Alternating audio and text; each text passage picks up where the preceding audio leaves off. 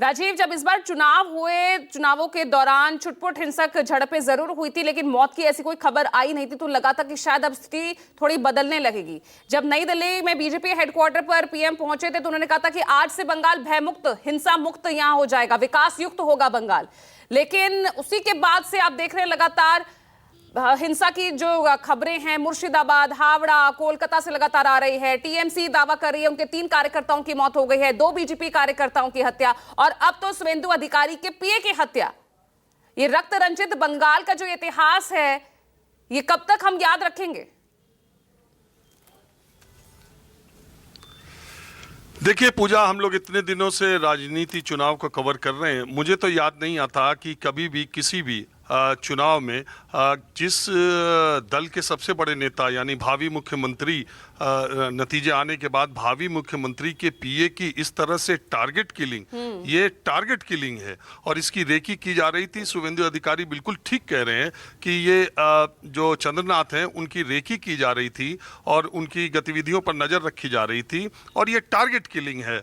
और ये अपने आप में कितनी भयावह घटना है कि राजनीतिक प्रतिशोध इस कदर हो जिसमें आदमी खून का प्यासा हो जाए, जान लेने पर आमादा हो जाए। बंगाल में 2021 का जब चुनाव के नतीजे आए थे, आपको याद होगा कि पोस्ट पोल वायलेंस कितना हुआ था। बहुत सारी महिलाओं के रेप तक किए गए, हत्याएं की गईं और इतने ज्यादा सेंट्रल पैरामिलिट्री फोर्सेस के होने के बावजूद सत्ता परिवर्तन के बाद ये ऐसी घटना है जिसकी कितनी भी कड़ी निंदा की जाए, मैं अब उसके बारे में क्या कहा जाए। इस तरह से राजनीतिक कार्यकर्ताओं की एक सबसे बड़े नेता की पीए की सरेआम गोलियों से भून के हत्या कर दी जाए सिर्फ इसलिए कि जीतने वाली पार्टी का या विरोधी पार्टी का वो व्यक्ति है, ये बहुत ही दुर्भाग्यपूर्ण है। बंगाल और केरल देश के 2 ऐसे राज्य हैं जहां की राजनीतिक हिंसा की खबरें या उससे प्रभावित लोगों से जब आप मिलते हैं, उनके घरों को जाते हैं,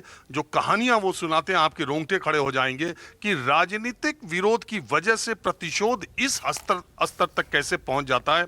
ये बहुत ही अजीब तरह की बात है। देश के बाकी हिस्सों के लोगों के ये समझ में नहीं आ सकता। और एक पीए की हत्या, वो भी सबसे बड़े नेता के पीए की हत्या इस तरह से की जाए, इतना राजनीतिक प्रतिशोध लेने की बात हो। पिछली बार भी इसी तरह का पोस्ट पोल वायलेंस हुआ। इस बार राहत की बात थी कि सेंट्रल पैरामिलिट्री फोर्सेस के होने की वजह से वोटिंग में तो कुछ ऐसा दिखाई नहीं दिया, लेकिन पोस्ट पोल वायलेंस और ये जो जगह जहां पर ऋषिकेश खड़े हैं, मैं वहां गया हूं, ये जो शुवेंदु अधिकारी के पीए हैं वो भवानीपुर का जो इलेक्शन था उसको देख रहे थे और उनके साये की तरह साथ रहते थे और लगातार जो है पिछले 5 वर्षों में शुवेंदु अधिकारी के साथ रह करके उनका साथ दिया। अब आप सोचिए कि शुवेंदु अधिकारी मुख्यमंत्री पद की शपथ लेने जा रहे हैं और जो व्यक्ति इस पूरे समय उनके साथ रहा था उसकी इस तरह से निर्मम हत्या कर दी गई। कुल मिला के पूजा, इस हत्याकांड के हत्यारों को ऐसी सजा मिलनी चाहिए कि पश्चिम बंगाल में राजनीतिक हिंसा करने वाले लोगों के रोंगटे खड़े हो जाएं, उनकी रूह कांप जाए। अभी यही कहा जा सकता है, लोकतंत्र में इस तरह का राजनीतिक विरोध, इस तरह की राजनीतिक हिंसा की कोई जगह नहीं हो सकती। और जिन लोगों ने भी किया है, पार्टियों के नेताओं को भी अपने समर्थकों से ये अपील करनी चाहिए।